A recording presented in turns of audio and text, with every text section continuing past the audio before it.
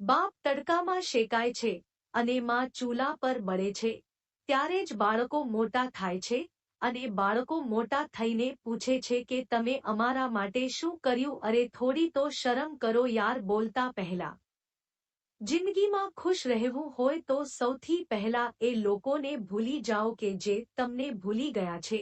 જેને તમારી કદર જ ના હોય એવા લોકો સાથે તમે ગમે એટલા સારા સંબંધ રાખવા પ્રયત્ન કરશો તો પણ કદર તો નહીં જ થાય.